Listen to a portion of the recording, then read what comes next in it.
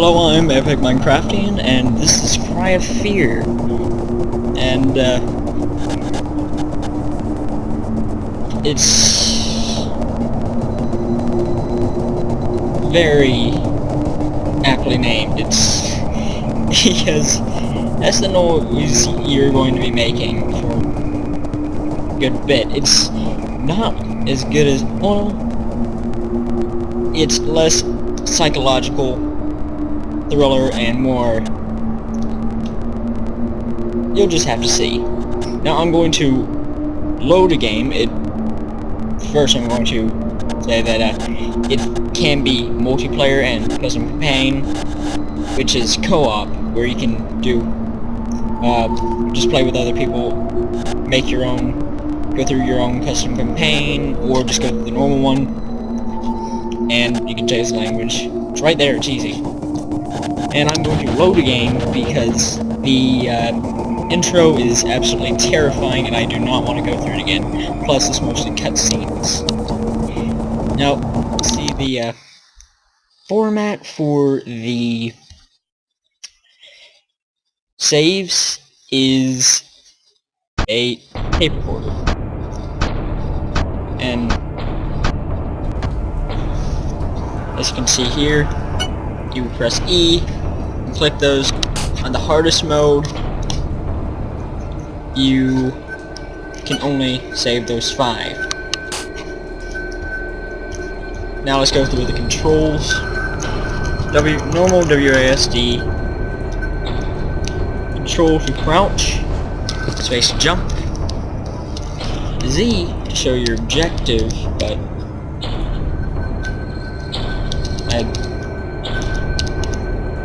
no. Oh, sorry. Z is not how you show your objective. I need to learn the controls before I do this. But whatever, it's just a rough explanation. Tab is how you look at your inventory. Z is actually how you, if you have the cell phone, you can do that. It's the third, or that was a very creepy text.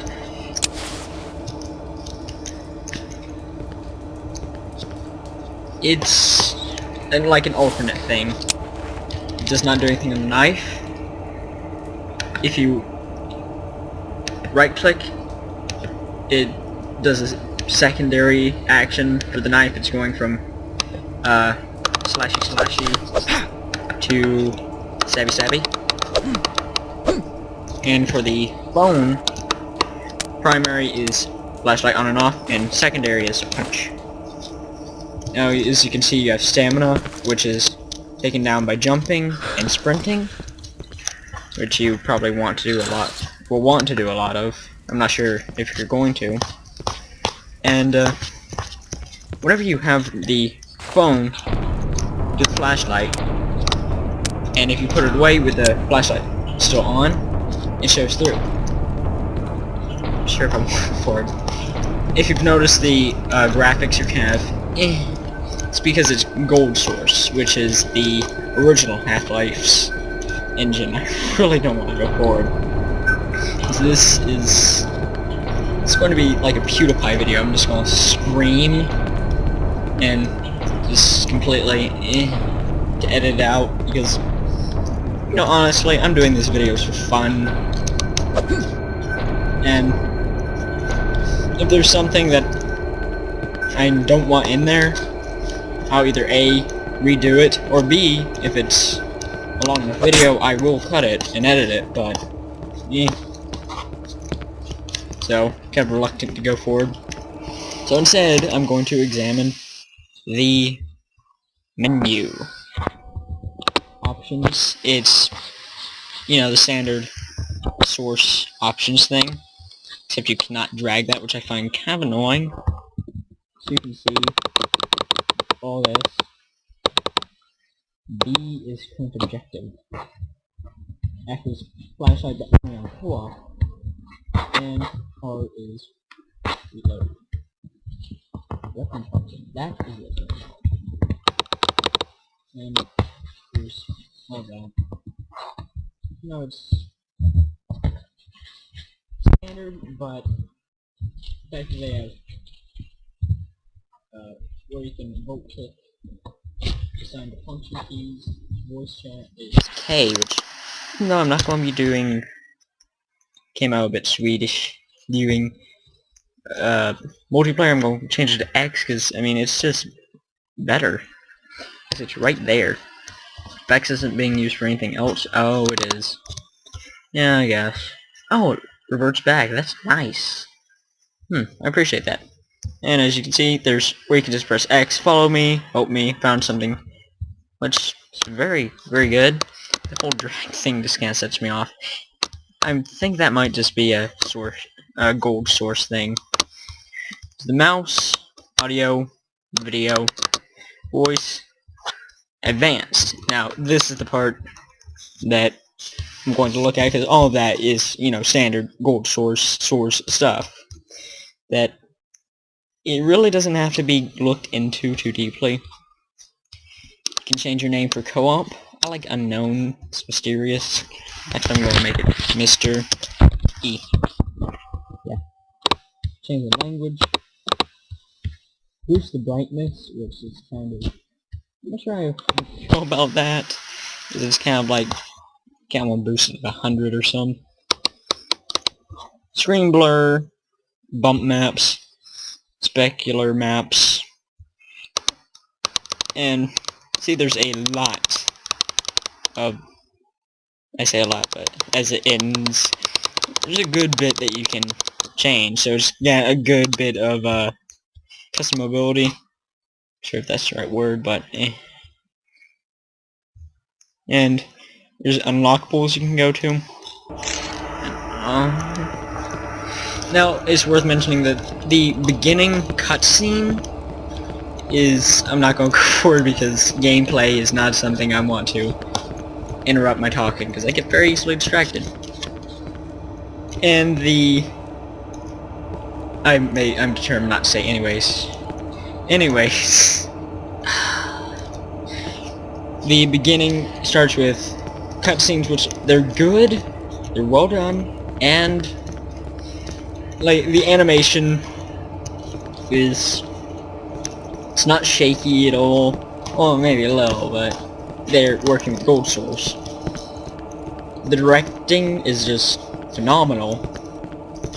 It creates a good bit of tension and mystery, and the opening, the very first thing you're doing, or the very first introduction mission, is probably the most A, terrifying, and B, is it the coolest mechanic idea. God. Just the background, I can't even tell if that's music or sound. It's like a mix.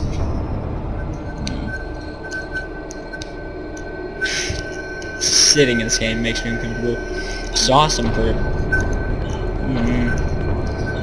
a survival horror.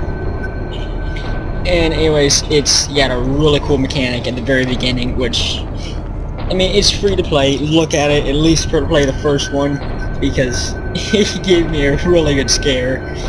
Like, I vocally screamed. Ah! Probably a little more emotion than that, but you get my point. And I'm not one to really show much emotion. Kind of a sad way, but eh. No. Ooh. Let's see what we just got. Morphine syringe. 1 dose of morphine. And this is how you can sign into that. Equip. Combine. You can combine multiple things. Drop whatever you have selected. And dual wield. I think it's great.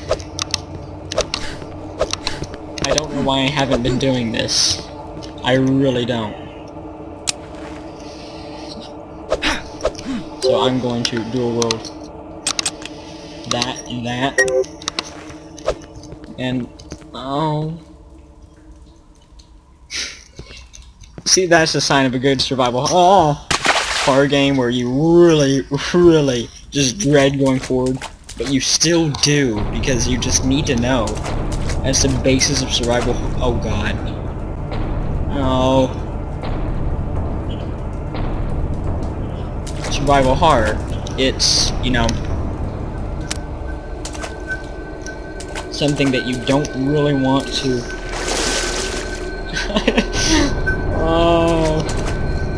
do, but the mystery is what compels you to still do it, which you really don't see in many I'm not even sure if you can call them survival horror. Like, Resident Evil has become just an action game, but really, I was talking to a friend that played it. They said that it gets worse, and by worse they mean better. Worse as in more,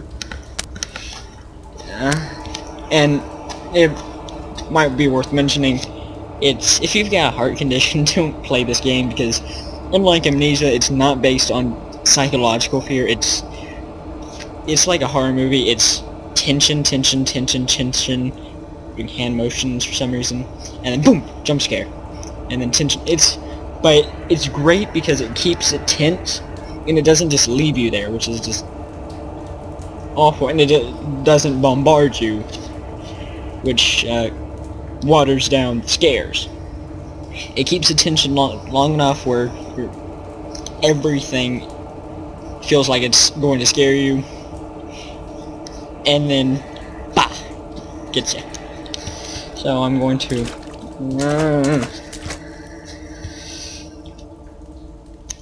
Oh god. So this is one of the monsters. The combats. Oh. Yeah, he looks like he's a zombie thing. I'm not sure how he's holding a hammer. Zombies are not known for their... Ah! Why won't you die?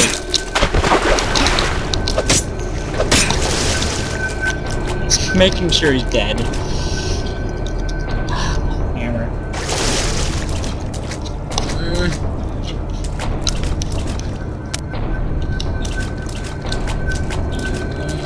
No!